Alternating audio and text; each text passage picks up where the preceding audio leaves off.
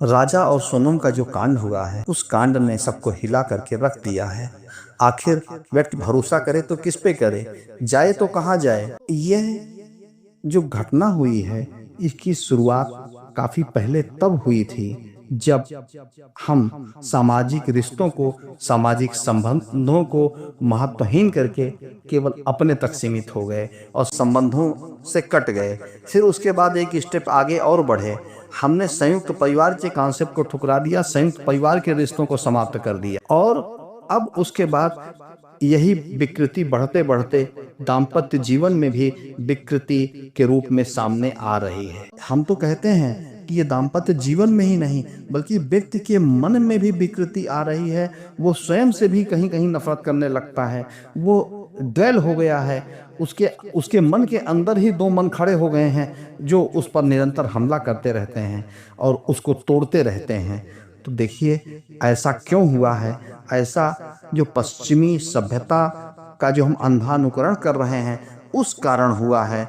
हम केवल आर्थिक सोच से ऊपर, अपने सुख से ऊपर कोई भी सुख नहीं रखते हैं। केवल हम स्वयं अर्जित करने की कोशिश करते हैं, चाहे सुख हो चाहे सुविधाएं हो।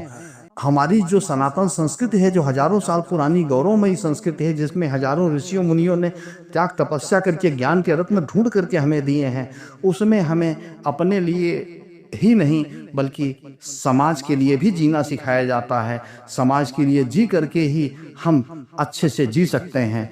हमें दूसरों का दुख दर्द समझने की भाव आते हैं। हाँ, जो हमारी संस्कृति देती है, हम अपने ही लिए नहीं संग्रह करते हैं बल्कि हम समाज के लिए कुछ करते हैं। तो हमारी जो संस्कृति है वो हमें दुनिया के लिए जीना सिखाती है। हम उस संस्कृति से कट गए हैं, हम उस पश्चिमी सभ्यता का अनुकरण कर रहे हैं जो केवल अपने लिए जीना सिखाती है। और अपने लिए जब आदमी जीता है तो अपने लिए कुछ भी कुकर्म कर सकता है, लेकिन अगर वो समाज के लिए जीता है तो वो स्वयं कष्ट उठा करके समाज का हित सोचता है।